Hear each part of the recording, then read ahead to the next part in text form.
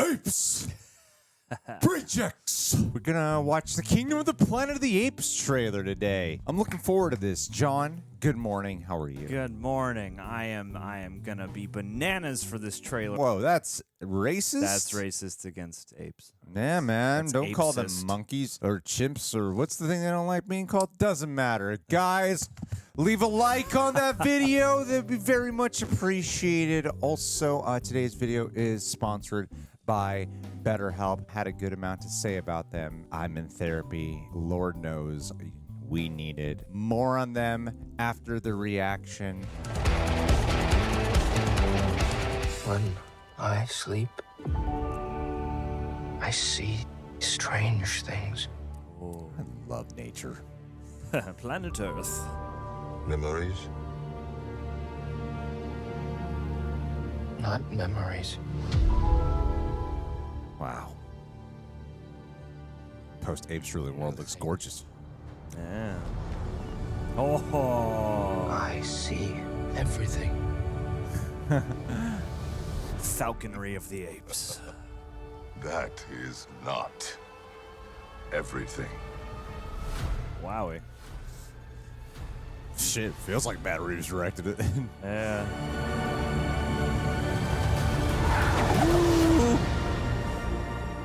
Oh, the hot humans. Yes. Staple of every apes movie.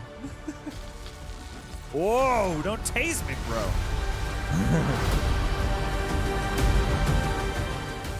Looks like they have a soft spot for the humans here. Ape Mowgli.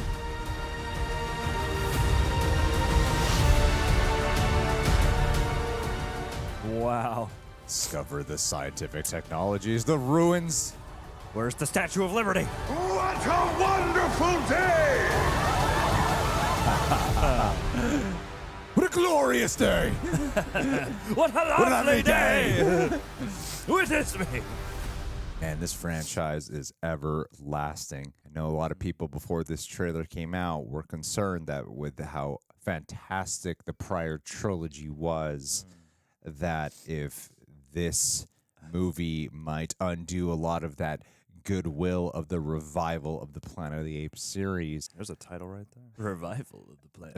Oh, that's what you meant. However, I got a good amount of thoughts on this, man, because just looking at this footage and thinking about how far the apes have evolved as a civilization since the events of War for the Planet of the Apes, I'm just thinking it's really important that these apes keep their mental health in check as they go along and evolve in society, Mm-hmm. It's a really taxing experience, and they're going to need somebody to vent their problems to, help them grow through the trials and tribulations Definitely. of New World Order. Yeah. Hey, John, listen, Hey. I'm going to just change my clothes really quick Do it. while I talk about BetterHelp for just an obnoxious amount of time, Please. and then we're going to really talk about this trailer together. And I'll stay the same. Yeah, you stay the same, and I'll change back into these clothes.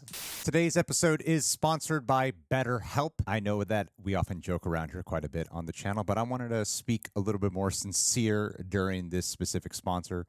And I'll start off by saying this, that, with any sponsor, they usually give, like, suggested things to consider when talking about the sponsor. And one of their suggested things was a question that they had there that went along the lines of, like, have you ever laid awake with your thoughts racing, wishing for a moment of silence? And I thought to myself, well, yeah, that's my secret, Cap. I know that feeling way too well. And it's in those quiet moments where you're battling your own mind, where you are seeking clarity the most. And you may have heard me talk about this on the channel before. The better part of a decade now, therapy has undoubtedly been one of my main anchors. Before there was ever the real rejects, I was diagnosed with PTSD, type 2 bipolar, and ADHD. So needless to say, I needed some therapy. And through its guidance, I've unearthed deeper layers of myself, cultivated richer relationships, and just have a more profound understanding of my emotions. And one of the best parts about it is it's giving me a space where it's free from judgment, where I've found my voice and learned the art of truly listening, not just to others, but also to myself. And I've talked a little bit about how this year I've focused a lot more on my physical health.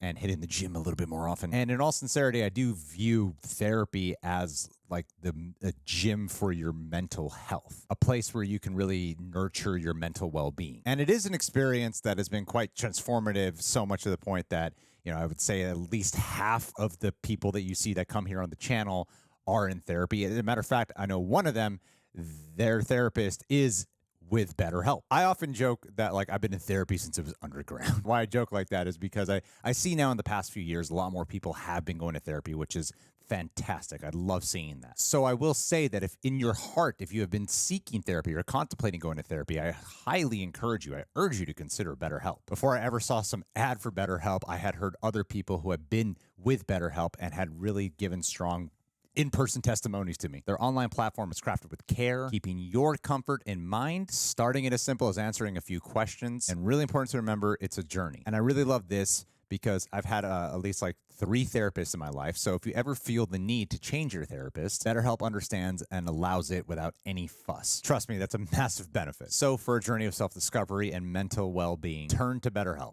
Embark on this heartfelt voyage at betterhelp.com. That's HELP.com/sane and embrace 10% off your first month. Genuinely, thank you to BetterHelp for sponsoring this video.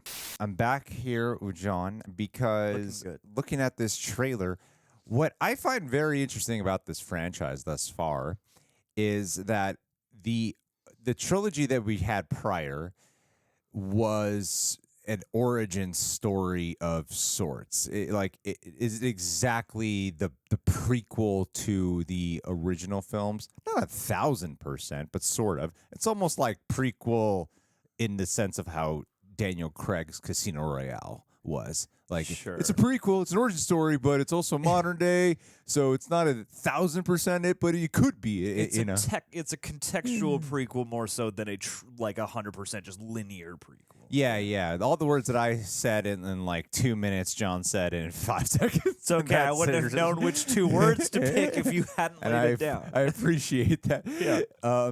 And here it seems like they're going the path of just kind of skipping Planet of the Apes, the Charlton Heston version, or they are doing. No, I would say that they are kind of. It seems like they're skipping past like Escape from Planet of the Apes into the last 2 original Planet of the Apes films in that franchise, which is Beneath and Conquest. Oh, dude, you're killing these titles. Yeah, no, I watched the Planet of the Apes films when I was a kid, and so I feel like so did I. Just didn't retain the friggin' titles. Trying to take away the credit from you here, but I think they are going past War for the credit of the apes. All right, you know what I mean, though. Yeah. Like we're focusing here on Cornelius in a way. I mean, I feel like this is Cornelius, is it? I think so, unless they've just swapped out for somebody different but similar. Because didn't it end with Caesar's kid? Yeah, having a kid and Caesar. Spoiler alert, dying in the last one. Yeah. And we have our new ape messiah. Yeah.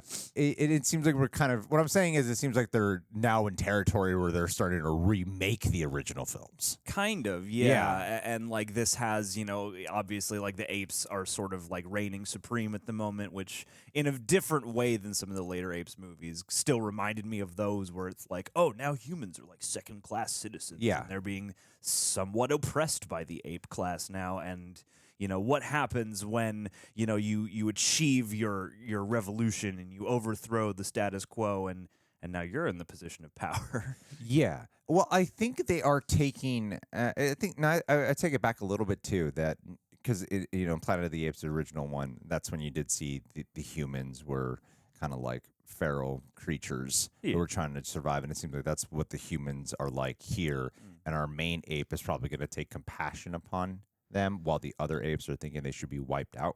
Yeah. It seems like there's a faction between 2, right? It's like it seems like you would have people who still remember the struggle of the previous movie to kind of. How can they? It's been so long. It seems like it's a forgotten history, right? I guess it's still, regardless of how close it is, I feel like, you would still have camps who are very much dedicated to the memory of how and why we got here and the reason why we can, never go back to the old way. We need to now basically grip supremacy. Whereas, Cornelius might be in the position of going like, hey, we can only go so far. Like, I know the humans have done messed up things to us, throughout history. However, we can't just become them. As part of the impression that I'm getting is that there's our main ape, if it is Cornelius, I'm just kind of assuming it is looking through, the ruined civilization, kind of like how, in the first Planet of the Apes movie, it seemed like he went to some other planet,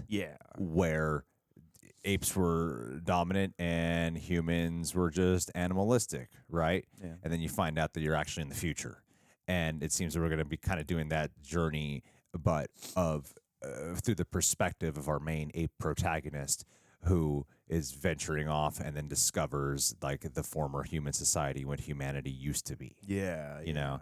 So that's what I mean. We're kind of like remake different perspective territory where instead of telling it from a human perspective, you're seeing it from the ape's perspective. Yeah. And I like the kind of transition visually between starting off the trailer in such a kind of planet Earthy sort of nature documentary vibe where you feel like you're very removed from any traces of civilization, and then slowly but surely you start to come into the remains of what was human society, but now it's all overgrown and it's become sort of consumed again by nature.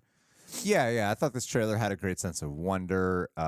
It captured the visuals looked really strong. Again, Andy Serkis brought so much to the role of Caesar that for the main performers, that's a lot to live up to, and I'm really hoping that they're able to do that. And also, Matt Reeves directed The Rise of the Planet of the Apes is great, but Matt Reeves has become like the name for the franchise because he did the last two films. He's the Paul Greengrass of the apes. Yeah, he really is. People think that he helmed all three, but he didn't. He helmed the last two, and he did a fantastic, excellent job. And it seems like aesthetically, at least. And there's some shots here that seem like they're really taking inspiration from the Matt Reeves vision that he had. I do want to see what the distinct voice is to it. And it feels a little bit more adventurous. Like the Dawn of the Planet of the Apes and War of the Planet of the Apes were very bleak, especially the last one was so dread heavy and somber. And this feels more fantastical. Yeah, I would agree. To get the Maze Runner director makes a lot of sense. I was about to say, I believe it is that guy, and certainly it does. Like that movie, at least the first one that I have seen. Go check out the reaction.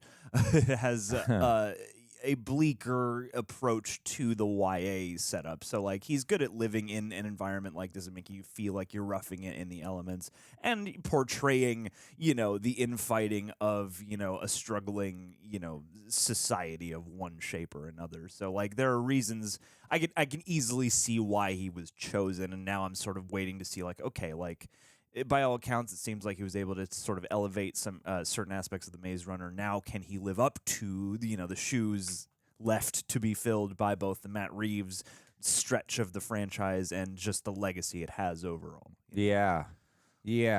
I wonder if also they want them to kind of do some revisionist history and sort of forget about the planet, the human society prior. Like if that's what if that's the journey that we're watching, you know what I mean? Yeah. Where they're going.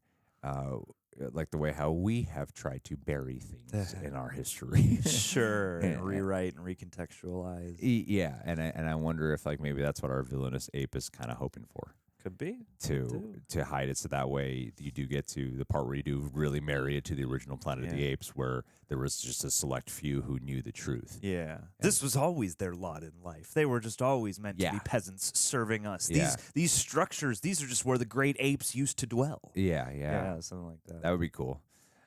Anyway, guys, what do you think about this trailer? Are you looking forward to it? Are you excited? Leave your thoughts down below. Thank you so much for being here. Thank you to BetterHelp once again. Hey, we'll talk with you all very soon. Thank you, guys.